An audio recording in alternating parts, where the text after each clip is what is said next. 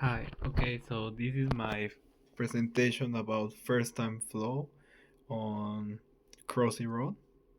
So, the first thing I wanted to do was to explain how the first time flow goes in Crossy Road in order to explain how the game plays. So, basically, at the start, you are dropped in quote unquote, you could call it a baby level. However, you are actually playing an actual level in the game that has like some simple zones where they teach you how to be able to advance forward and to the left. This is done by giving you instructions with a there's like a cursor that shows that you have to slide the screen in order to be able to move forward, and then you need to slide the screen sideways or to be able to turn right or left. After completing this first small part, you get like quote unquote free coins, which basically is like a bunch of coins in the like in a line. There are like I don't remember exactly, but I'm pretty sure there were around 15 coins. So basically, in order to get these coins, you hardly risk anything. Like they're just in a safe zone, and you can just collect them, and it's like to reward you after completing the baby level, which, as we saw in class, is just to make you feel like you did something amazing, even though you're doing something really simple. After you collect these coins, the next trap set for you is where they show you actually a new mechanic that from time to time, when there's a sound and there will be a visual effect of a light going on and off, that means a train is coming through the rail. So once you pass this train, this is where the actual game starts. So you are not from here on. You are basically playing as if you were playing the actual game. So you can just go and start playing. Once you eventually die, the game shows you wants to show you the mechanic of like what did you gain by playing this game. So they put a lock where you need to like click into one of the free rewards they just gave you, which is a chest full of coins, which is like a freebie. After that, they don't let you play another game unless you do unless you do a gacha pull. So once you do the gacha pull is when you are finally able to keep playing. In the gacha pool, what you unlock is a new character, which, unless I'm incorrect, is just they didn't explain this. But I tried different characters to try figuring out myself, but I'm pretty sure there's no advantages to having different characters. The only thing is you just get a new visual look.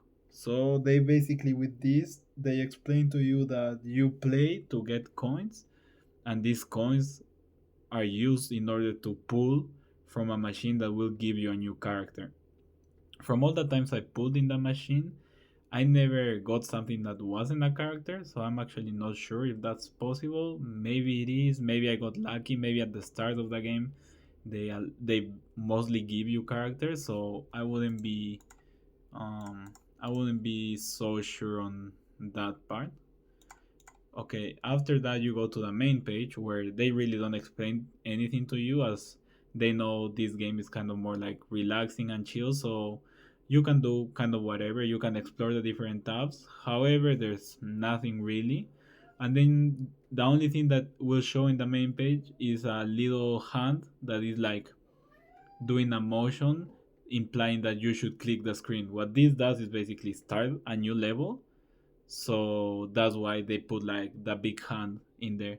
Once you die from here on, you will get external ads and in-game ads about new stuff. The in-game ads were like, for example, the new implementation about multiplayer and that stuff